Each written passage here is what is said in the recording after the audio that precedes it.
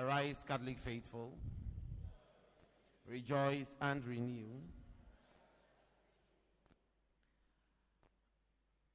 The Catholic Professional Guilds. I would want to share with you on how we can contribute to the growth of the Catholic Professional Guilds, the perspective of each profession. And I want to acknowledge Dr. Dolores Opong, who delivered this at the symposium we organized about 2 months ago at the Holy Spirit Cathedral. And I hope this would shed a lot of light on the Catholic Professional Guilds. Reverend Father, my dear parents, brothers and sisters, I want to give an introduction to contributing to the Catholic Professional Guilds, the perspective of each profession. I'll begin this presentation by asking, what are the Catholic Professional Guilds and why, if at all, we should or should we contribute to it?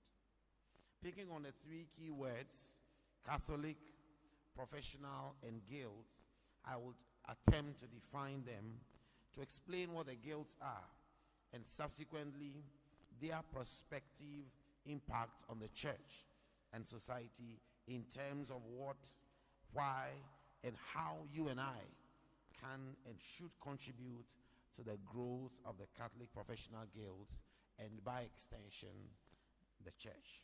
In defining Catholic, Catholic.com states the colloquial meaning of Catholic as universal, and its Greek root to mean according to the whole. That is kata, meaning according to, and holos, meaning the whole.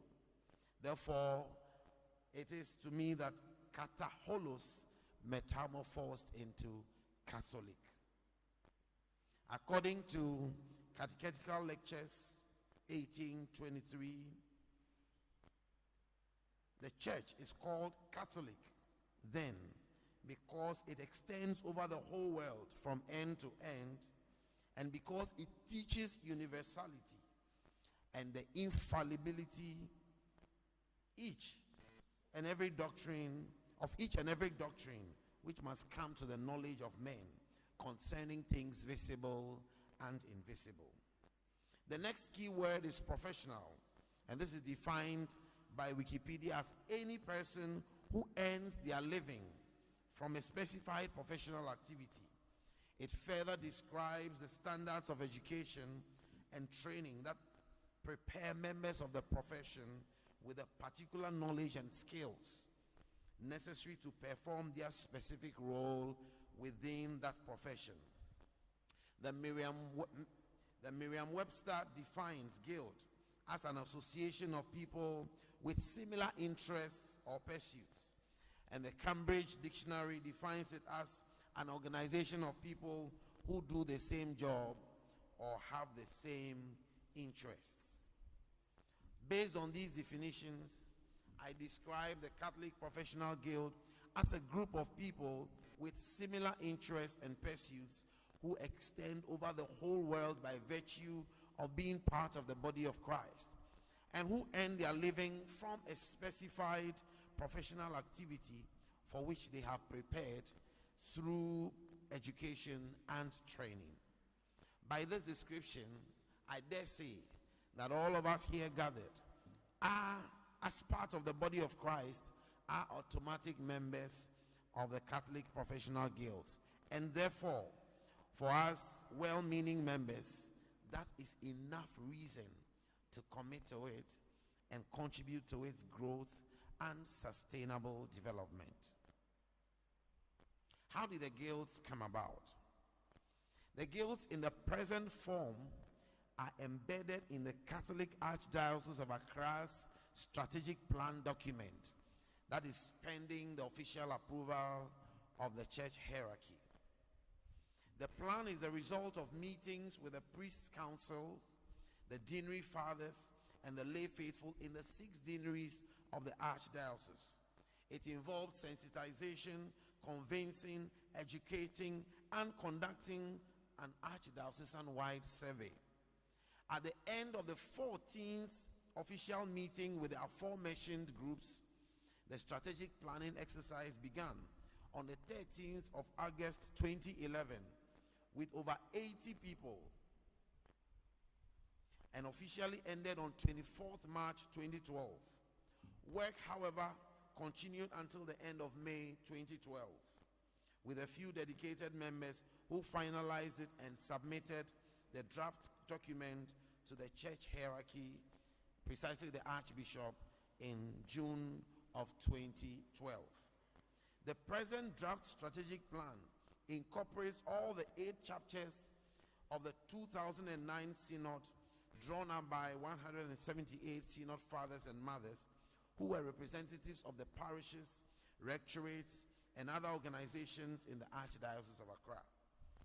The draft plan aims at implementing the synodal acts and more. It fulfills the hope of Very Reverend Monsignor Jonathan Thomas Ankra, who in the foreword to the Acts of the Second Synod of the Catholic Archdiocese of Accra 2009 wrote, and I quote, "With the Acts of the Second Synod now printed, we hope that the programs will be drawn for a fruitful implementation of the resolutions now and in the future." Unquote. We are still hoping. In the now, in 2009, 2018 was the future. But in 2018, we are in the now. The present form of the Catholic Professional Guilds, which is derived from this draft strategic plan, plays a pivotal role in making our church a self-reliant one. We should therefore be ready for the now and make a difference. As Catholic professionals, we need one another.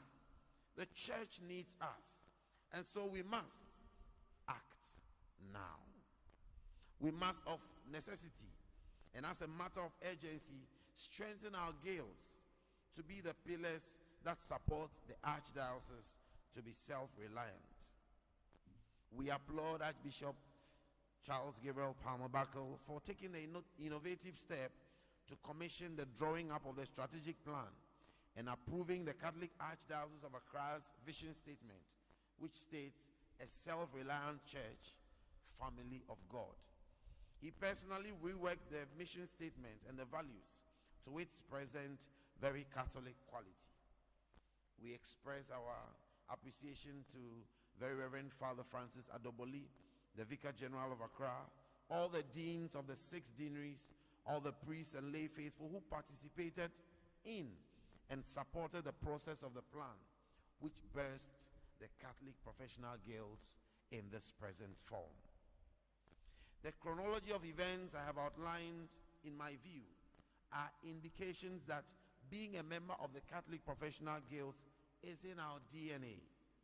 That is why you and I need no invitation to be part of it. We have only to embrace it, commit to it, nurture it, and use it to make a positive impact on ourselves, our church, and on society. So the question is, how can we contribute to the growth of the Catholic Professional Guilds to support our church? In addressing the contributions, I will divide the presentation into 3 areas: the Catholic Professional Guilds and our spirituality, the Catholic Professional Guilds and secularity, and the Catholic Professional Guilds and culture. The word spirituality is a broad concept, but in general, it includes a sense of connecting to something bigger than ourselves, and in our case, God. Our spirituality is mostly expressed through the church, and I use the church broadly to mean an assembly or called out ones, derived from the Greek root word ecclesia. The root meaning of church, therefore, is that of people and not of a building or an organization like the Catholic or Anglican or Presbyterian church, etc., etc. This is corroborated in Romans 16 and verse 5, where Paul says, "Greet the church that is in their house." He was referring to a body of believers, not to a building or an organization. This is an indication that people are at the core of our existence. Therefore, while our connection to God is through our spirituality, and our spirituality lies in the talents and gifts that God gave each one of us, people should be at the receiving end and center of our spirituality. Our talents and gifts are inherent in us, and we unearth more of such when we apply ourselves and are in constant communication and communion with God. These talents and gifts are intrinsic and are unique to each person, and we are called upon as Catholic professionals to use them in God's vineyard. In giving us these talents, God is not asking for material things from us. He's asking for us, he's asking of our essence, our being, our spirit, and our soul as we partner with him to work in and with others. In 1 Corinthians chapter 3 verse 9, Paul says, "For we are God's fellow workers." You are God's field, God's building. We read from Paul that God in his infinite wisdom gave us the gifts and talents because he wants us to, and knows that we need to work with him using these gifts, using these talents, using the resources he has given us, and not material things. I am here to hear of someone who came into this world bearing the material goods that God handed to him or her on her way here. We should therefore ask ourselves, are we using these talents and gifts to work with God? Are we giving of ourselves what he gave to us, or are we giving the material things we came to acquire? Are we creating the time for us? Are we creating the time for him rather than looking for the time to carry out a task for God? Are we sacrificing to help in the church, reaching out ourselves to the less fortunate, mentoring a directionless child, and taking the hand of an old person to stand up? Are we speaking with respect to each other? Are we using and treating our bodies in a way that befits the house of God? God says, as members of the Catholic Professional Guilds, I need to use the talents I have given you to benefit others, to grow others, to nurture others, and to serve my church. As Catholic professionals, we need to consciously use our unique talents and gifts to support one another.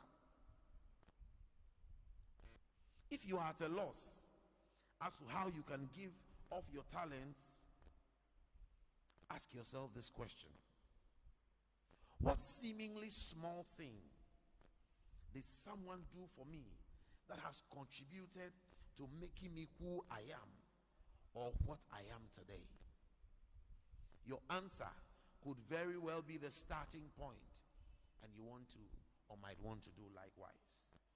Distinguished ladies and gentlemen, I pose these questions because we are unique, and it is our uniqueness that will guide us to contribute our own small little things. Let us not bury our talents. Let us use them like the faithful servant in Luke 19:11-27 and Matthew 25:14-30. Therefore, in all situations, let us ask ourselves, am I behaving like God's fellow worker? Am I being productive in God's field? Am I putting God's building to good use?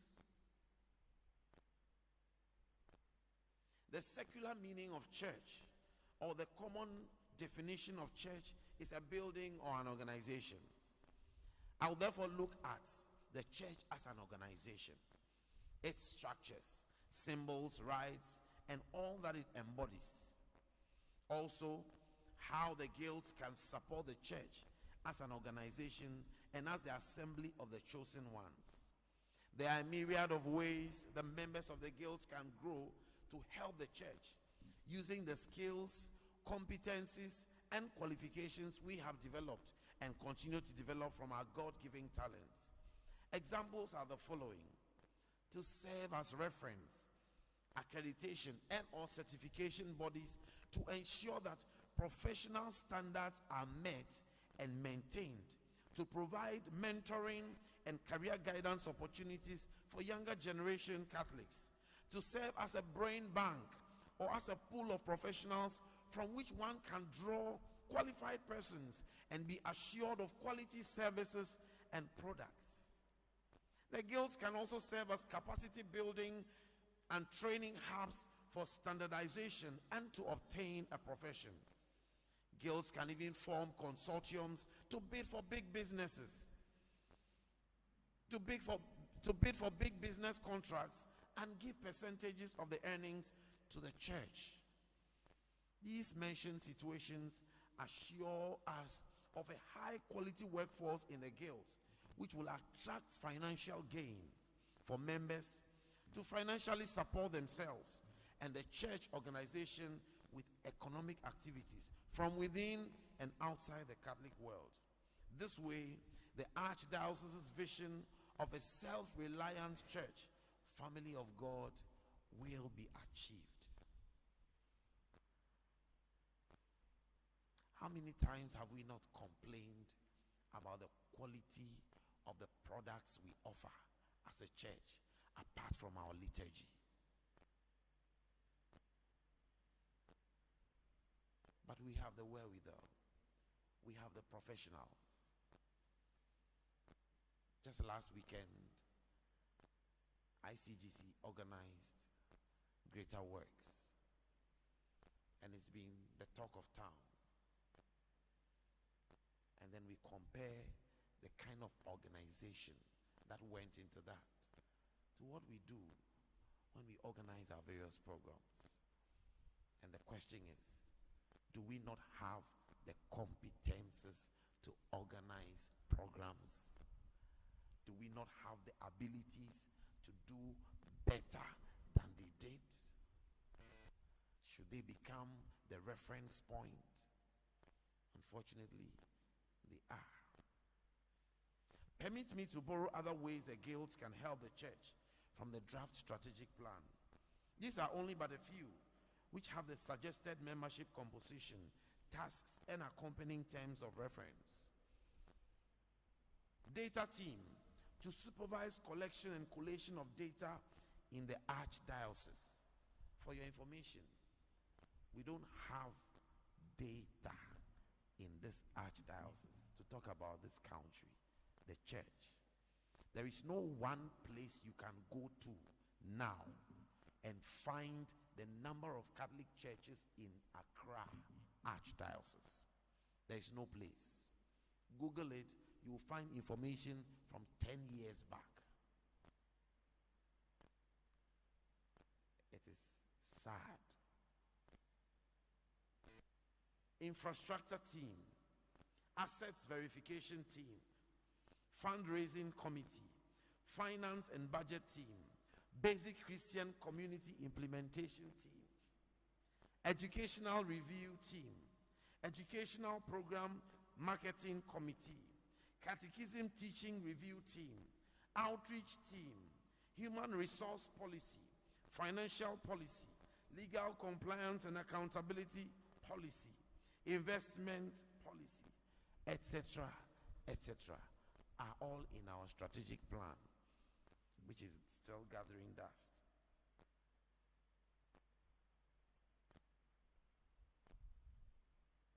My dear parishioners, having mentioned these few ways in which our secularity can contribute to the building of our church, how are we as Catholic professionals positioning ourselves to fit into these and many other roles we can play? I invite you all to obtain a copy of the strategic plan to guide our programs, and so we can all be thinking in the same direction. Culture, simply put, is the way we do things, and it is driven by our values. Culture comprises our symbols, artifacts, traditions, and many more, which the Catholic Church has in abundance. In many of our Ghanaian cultures, our family home, the home of our ancestors, the home of our grandparents, is arguably the most significant symbol of our ancestry and heritage that keeps the heart and soul of our larger family together. Usually old and in a sad state of repair, we quickly spruce it up when there's a funeral, which will require our being accompanied home by guests. This is because the sorry state of our family home loudly speaks and in fact screams poorly of us, and none of us wants that image. Now, as Catholics in the Archdiocese of Accra, may I respectfully ask, where is our family home? Of course, the Holy Spirit Cathedral. Are we proud of the way it looks? Is it worthy of being called the family home of the over 2 million Catholics in the Archdiocese of Accra? Is it worthy of being referred to as the seat of the Holy Father in Ghana or in Accra? It is true we all have our home parishes that we are contributing to, but the cathedral is our home, the grandmother and grandfather of all the churches in the Archdiocese of Accra. It is the symbol of our Catholic heritage and custodian of our Catholic tradition, our faith, and our culture. Why did we allow it to come even to this point?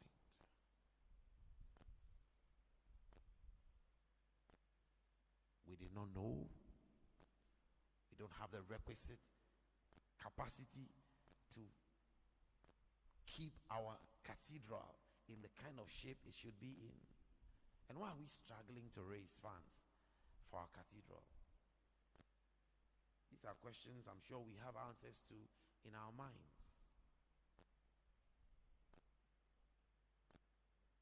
I am saying that we can creatively use our secularity, but we must let it happen quickly. We can't continue sitting on the fence and looking on. What we value is what drives us. So, Catholic professionals, please let us be driven by our Catholic values to restore our church to glory. As Catholics, it is important that faith formation forms an integral part of the workings and business of the professional guilds. This is because we are going into a territory many of us know by association, but uncharted by us. Our priests have been called, trained, and formed over the years to take care of the church, which has its mechanisms and processes of operation, like any other institution that we work for. As with our individual professions, where we expect the entrance to learn and know the ethics and tenets, we also need to know same with the Catholic Church, so as to be useful and not obstructive, and to be able to work collaboratively and harmoniously with the custodians. Forming ourselves will help us know where and how to fit in, to foster trust, and not give the impression that we are going to desecrate God's house or take over the priest's duties. On the other hand, we ask the custodians and all those formed to shepherd us to spend time and have the patience to train and guide us, to enable us win their trust. We also ask that just as they have been formed in their various chosen vocations, so have the lay faithful or professionals been trained in their chosen fields. They should therefore give the opportunity to the professionals to help in the secular activities of the church.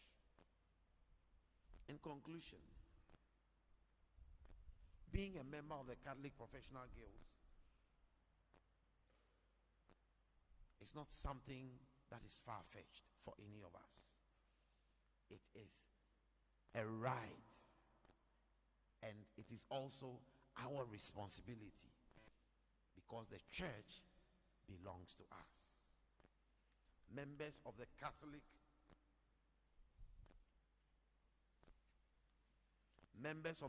Professional Guilds, I say to you, we are obliged to contribute to its growth by association, by participation, and by representation. We gave birth to the Catholic Professional Guilds in this form through the acts of the Second Synod and a strategic plan. It is our responsibility to ensure that the Catholic Professional Guilds grows. Currently, we have 13 of the guilds. We have the Catholic Finance Professionals. We have the Catholic Health Professionals. And there are some members here. I see Dr. Kuzume around. Yes, he's a member of the Catholic Health Professionals Guild. We have the Catholic Media Practitioners. We have CAMGIN. We have the Catholic Lawyers Guild. We have the Catholic Artisans Guild. We have the Catholic Artisans Guild. We have the Catholic Teachers Guild. Now it is called the Association of Catholic Teachers. We have that also, and that embodies all teachers from KG, crèche to the universities, and so on and so forth. We have the Catholic Business and Management Guild. Now the point is that each professional must associate or affiliate with one or the other. If you're an IT professional, you want to be amongst other IT professionals. Why, as we gather, we ask ourselves, what can we do as professionals to support our church? We don't have a website that is functioning properly. As a church in the 21st century, it is more than a shock that we can't have access to any website except those that are from outside. Father Edu Mensah is trying his bit, but you can imagine what we can do for the IT people here. We have the engineers and architects. What can we do? Let us make it our responsibility as Catholic professionals and commit to helping the church. This is not another society. This is not another of the groups that is coming up in the church. This is a network. All we are doing is associating with each other, not restricted to any parish, but across the archdioceses, so that we can share ideas, we can put minds together, and we can influence and affect our church. Distinguished ladies and gentlemen, fellow Catholic Professional Guild members, as we strive to grow the Catholic Professional Guilds, let our constant prayer be, Lord, grant me the will to strive for your glory and not for my own recognition. May the Lord grant us the graces to let us individually and collectively strive for his glory and not for our own recognition. Thank you very much.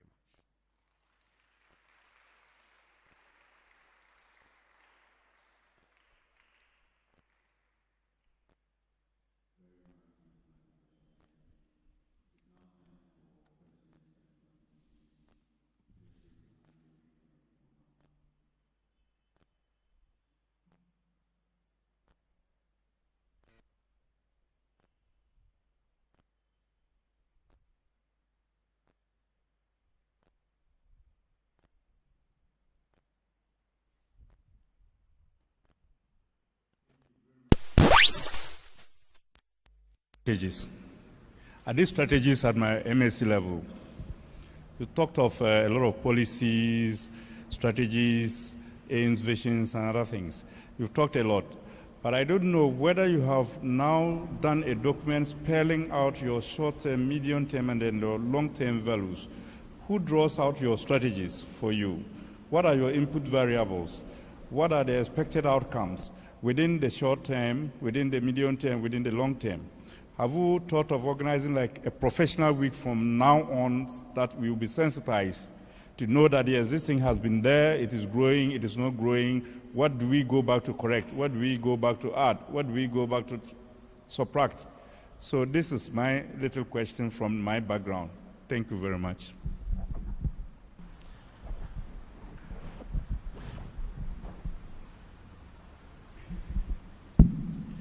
Thank you so much, sir. This is the reason why we are doing all this. In fact, I have personally been to several parishes in the archdiocese already, and a few of my colleagues have also been around. The challenge we are having is getting us to commit. I'm a health professional, so when it comes to dealing with patients and trying to restore health, I have some capacity. But in these areas, we need those of you with those capacities to help us to do this. So it is, what we are doing is well thought out and, will bring us the expected result. In fact, from the 7th to the 9th of September, we are going to have a strategic planning session at the Ushriman SMA house. And we have begun talking about it and sensitizing people, inviting people to join us so we can think through and, like you have said, draw up a roadmap. What are we going to achieve? How are we going to achieve? What are the steps that are leading us to it? Short term, medium term, long term. All of these we're going to think through and plan from the 7th to the 9th of September. Yes, sir. Thank you, sir. Yeah. Some of us belong to some of these guilds, but I must say that I, for one, have not seen any copy of the strategic plan, the draft. Yeah. I believe it is at the draft stage. Yes, please. If it is at the draft stage, I believe it will be necessary for you to circulate these draft copies so that we can feed the major guild with some information that will be relevant to what has already been collated. I remember in November 2016, the Archbishop invited us to a meeting at the cathedral, and as you have rightly stated, we are about 13 guilds. And am I to understand that these guilds have solid grounding or whatever? Because if each of the guilds has a solid grounding, I believe the executives alone can constitute a viable group that will be able to analyze the strategic plan that is being put together. Because each of the guilds has its own constitution and so on. My guild, for instance, had its constitution promulgated on the 29th of November 1987, which was 30 years last November. Now, some of these, I believe some of them are either older or younger than my guild. My guild is the Catholic Lawyers Guild of Ghana. Now, when you have these guilds together, I believe they can collate all that they have and make it easy for the compilation of the strategic plan, which will be for all of us. Because the basic thing is that, you see, we have possessive individualism. And this possessive individualism must be translated into shared possession. That is all. That is all we are aiming at. If we aim at that, it will mean that all these guilds will focus on that and then come together and ensure that the church is supported in a self-reliant way. For instance, we are talking about the cathedral. The cathedral, according to sources, was built at 1/3 the cost. It was built at 1/3 the cost in the 1950s. This is because artisans and so on were artisans provided by SVD. by the SVD. So the archdiocese have been an SVD seat. So SVD carpenters, SVD architects, SVD quantity surveyors, SVD and so on and so forth. They came together as a result of which the cathedral was built at 1/3 the cost in 1952-53. See, so when we come together and we constitute a very formidable group, we'll be in a position to deliver. A recent example is what was put up at Sakumono, the parish there. The professionals came together and offered their services free of charge. That is how the church should be, and we must aim at that. You see that lawyers are called upon to support the church. They do so. We have to support the archbishops, the bishops, the bishops' conference, and so on. We do so when we are called upon. And we educate the parishes from time to time, provided they will ask for our services. All these things can be put together so that when we constitute a group, formidable group, we'll be in a position to come out with a very solid strategic plan that will be all-embracing and help all. Thank you. Thank you very much, sir. But unfortunately, most of the guilds are struggling. So most are in their fledgling states, most are struggling. Before the synod, we had the Lawyers Guild has been in existence for a long time. The Doctors Guild was in existence, and we had the Nurses Guild. But all these were almost defunct. There was really nothing happening. We had Kamji, which was just supported by the Standard. So it was just the staff of Standard who sort of held up Kamji. But so the point was to revive these ones, revamp all the guilds, and then introduce new ones. So now we don't have the Doctors Guild, we don't have the nurses, we have the health professionals together. So we can work together. So yes, everybody is expected to come on board and help the groups. Mr. Speaker, you mentioned of the Catholic professionals supporting the church. And the church is not only the premises or programs or projects, but also the congregation. Are you considering the fact that your membership will look into when identify a fellow Catholic in the wake of any other issue? We have, we wear rosary, maybe other people wear rosaries and rings and other things. Or even some people seeing you at a particular church and know that you are a Catholic there. And in the wake of an issue, also identify you there and make a sign to let you know that he knows you as a Catholic. Do you consider this fact, that your membership will be drawn to this so that you do not only concentrate on building the church in the other way, like the projects or programs or unifying yourself, but also helping the other underprivileged Catholics who you will identify in some cases? For example, I was sick in some years back and sent in the night to a rich church. And a very young nurse, small girl, as I would say, came around and then saw the ring on my hand while I was still in a little recognized her. Said, "Are you a Catholic?" I opened my eyes. I couldn't answer. And then not. And she said, "Don't worry, things will be okay. I will even inject you. You will not know that I inject you." And she did exactly that and said she will pray for me. And the way she handled me, I was very comfortable. Unlike some other cases, you even see them and you would vow not to meet them when you are in trouble. Thank you.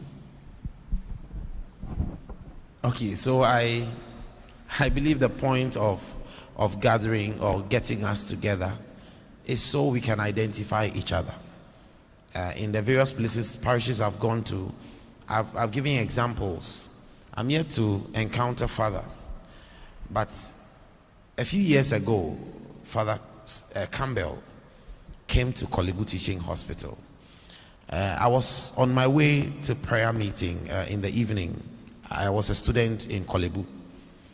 And so then one young man approached me and said, there is a white man sitting at the polyclinic OPD. And he has been sitting there for a while now. I think he's one of your people. Because, he's always in his castle. So I think he's one of your people. I think you should go and see what you can do for him. So, okay, I then changed my direction and went to the polyclinic. And there was Father Campbell sitting there. So I approached him. Father, what's up? What's happening? And it was about 6 p.m.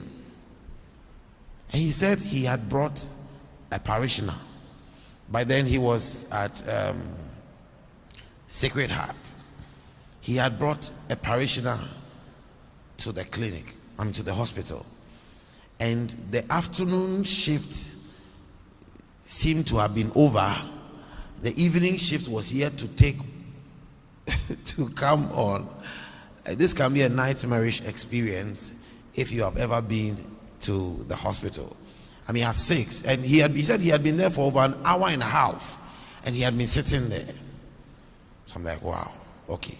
So quickly I called a doctor, another Catholic, who then rushed over, and Father Campbell was sorted out. The point is, if there were structures in place and we were together, Father Campbell should not come and sit in a queue. There should be a system such that, and we are working on that now for the priests and religious, and we're going to extend it to all of the church. There should be a system in place such that the priest is able to call somebody in the particular facility, and there is a certain facilitation of the process, because whether we like it or not, we are everywhere in the value chain, everywhere from the very top to the very bottom. There are too many priests, and especially the reverend sisters. They really struggle.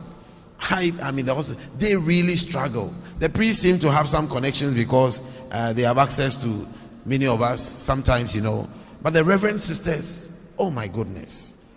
There was one sister from the north who came and had been working in Korle Bu for a month trying to get an appointment. She was almost bent over when I encountered her. But thanks be to God, within 2 weeks her surgery was done, and she's back in her home, diocese. She sends me messages almost every week.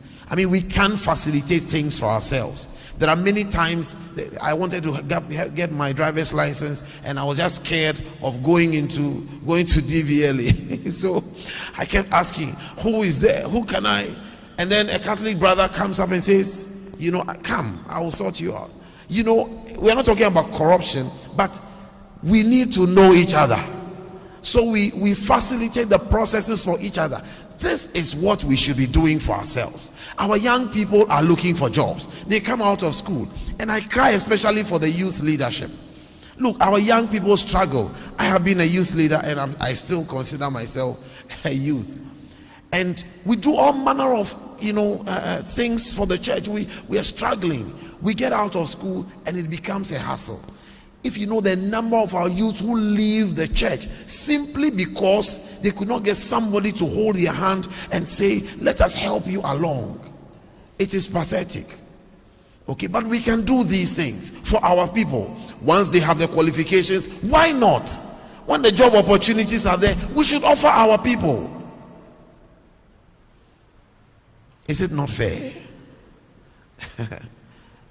So these are some of the things we want to. Yes, sir. I'm sure we'll be around. Yes. Please, I want to know what the guild, how the guild can liaise with the young Christian workers. Because there are also workers who have come together. As much as they are not in their various professions, they also do things to support the church. So how can you liaise with them? In fact, we have begun the discussions because, again, we don't want any politics in this. We are one people. We should work as one body, the body of Christ. Though we are many, we are one. And so, yes, we are discussing with them so that, like I said, they are an organization in the church, but this is a network. And so every one of us should belong to this network. We support each other. We help each other to, our businesses. When they are, one of the things, we should not have contracts in the church going out to people outside the church. We should be doing our contracts. We should be supporting ourselves so that we can support our church. For me, this is simple. This is a simple matter. Okay, if we enrich ourselves, we make it easier for ourselves to come to church and give back to the same church. And then we can also ensure that there is value for money for all the things we do in our church. And we can definitely do more. We are struggling with Fiapre and Sibit. Oh my goodness, the Catholic Church. It is the Catholic Church. Okay, I think we have to make this point clear. The guild is not an association. Yes. Once you are a professional, you are part of it. Sure. You understand? If you're a photographer, a mason, or a carpenter, you are part of your group. It's not an association like Sacred Heart, Legion of Mary, or Christian Mothers. No. We have to renew our minds going forward because we seem to think that, this is a laudable idea. Thank you. And everybody must be part of it. Thank you. We are not going to, it's not going to be like it's an association, so a certain group of people are to champion it. All of us. It's a group thing. The whole church must be part of this guild. Thank you. That's the point that we need to know. Thank you. It is a guild for every Catholic. Once you have a profession, you must be part of it. It's clear. Sure. Thank you. Thank you. I think we'll make you our PRO. You speak well for us. Thank you. Thank you. You have said it all. We have a lot to give to our church, not just the money. Our talent, our ability to do things, we have it here. Yes. But we are not well organized, or the impression that when you like to support the church, you won't be paid, or you have to do it free. And that mind, we have to explain it to the people. Though when you are a professional, whatever you are going to give to the church, though there's value for it. Training the young ones who are coming, transmit your talent and this thing. When the project come to on this parish, for example, the tender is for outsiders, and the parishioners don't want to be part of it. And the outsiders who come and do the work and become parishioner. But we have all the kind of artisans at the parish here who can come together and do better than the other people and follow the maintenance aspect of it. But those who come and do it, they leave it, and the maintenance is ignored. We have to be part of it, and whatever we are channeling to the decision can be approved to work. This is my support. Thank you.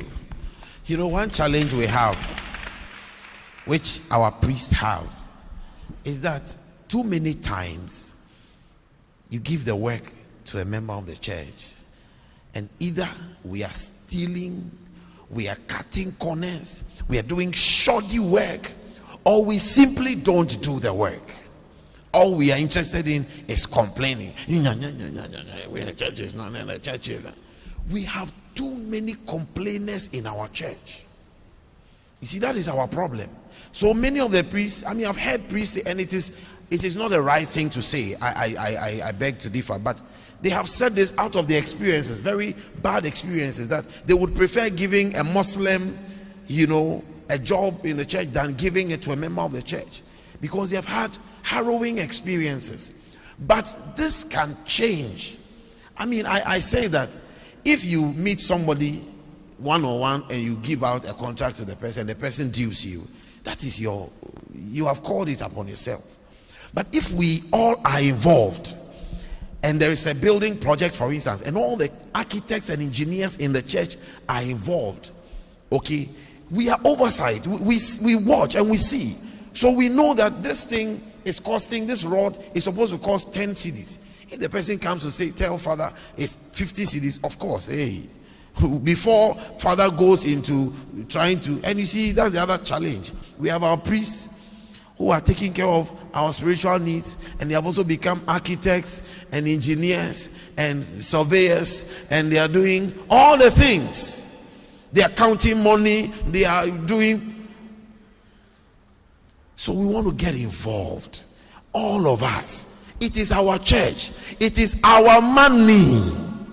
Importantly, it is our money. So if we get involved, then we know how to make judicious use of what is ours, so that we are doing what is quality. I mean, the Catholic Church does not have one radio station. One radio station. Father Edu Mensah should not be spending, his time doing media work. Doing media work. Okay? But where is it? Where are we?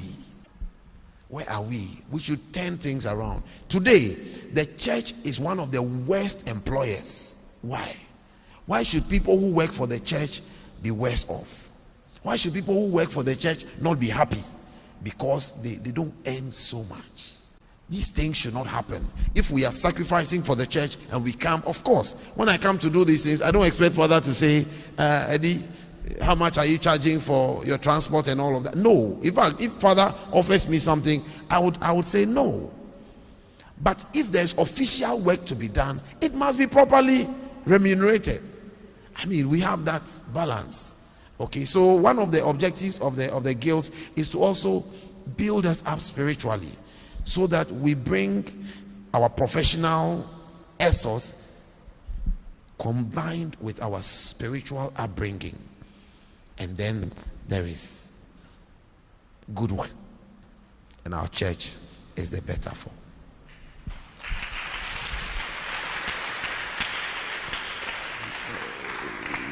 After this, I pray. The guilds are already established. What we need, what we are doing now is mobilization. So we're going to get you registered. We'll take your basic information, your name, your phone number, your email, and then we'll send you information, and we'll try, and we are massing ourselves up gradually. And like I said, from the 7th to the 9th of September, we want to gather for this strategic planning session. We want to do proper brain work for this and lay down the proper structures. Please, we are not going to bring people from outside the church. We want us. So if you are available, please get in touch with me or with any of the other people, and let's get you involved. Whatever you have to bring on board, please, let's bring it on board and let's make this work. It will help our church. Thank you all very much. God bless you. I saw a hand. You want to still talk? Okay, so the last one. Thank you very much for the talk. I'm just giving Christ the King as an example. When we talk about the Catholic Professional Guild, we only hear of doctors and architects and so forth. We have a lot of technicians who are also professionals. In fact, they are the support base for these top professionals. And I think that we should also bring them into the fold. Also, this idea of grouping professionals within the various parishes in the archdiocese is a good idea. And it is also in consonance with the main encyclica that was issued after Vatican II, that the laity should get involved in the day-to-day management of the church. And I think that unless you also engage the priests, some of whom are doing other professional work for which they are not qualified, which in the end cost the churches a lot, I'm afraid you would not have done well enough. So I think it is also very, very important that you should also try to relinquish some of the areas that others can do better in their management to them. If we do that, I think that maybe 10 years from now, we will see that we would have progressed enough. Otherwise, we'll be in the pre-Vatican II era. Thank you. Thank you very much. In fact, that document is Apostolicam Actuositatem. And we need to be abreast with the doctrines and the teachings and the writings of our church. Unfortunately, many of us know next to nothing about our church, which is unfortunate, you see. So when it comes to rising up to take our place, we fall short, because when the priests come in and speak their Vatican language to us, then we are bamboozled and yes father, and then we just recline into our sleeping positions. But if we and that's what one of the things we're going to be encouraging, that we are updated. We want the educators, the lawyers to look into our documents and find ways, creative ways of getting us to appreciate the teachings of our church, the writings of our popes. I mean, beautiful writings, which unfortunately are in a different world, and we are also in a different world. So this is one of the reasons for the guild. And in fact, all of us, we have the beauticians and bodybuilders and the creative arts people. Everybody who has a profession fits in. There's nobody left out. We want to be one family, but we want to see how we can help each other and then help the church. So please, over the number of years that we've been trying to do this, we find a lot of people, it's a good idea. I think it's... Then as soon as we are done, we can't find them. We can't find the people. So I hope that at least in Christ the King, those of us who are here tonight will move beyond just the talk. If you are a lawyer, you are whatever, please find a way of getting involved and it will work out. If there's any strategy that can help, please, we are open. There are a few of us who are struggling to do this. Like I said, I'm a health professional. I'm not trained in some of these areas, but we are trying to do our bit. So if you can help, please come on board and let's do this together. Thank you all very much. God bless you. Thank you very much, Mr. Edward Ayem, for coming. God bless you. We thank you all for making time to be here. We will meet same time next week.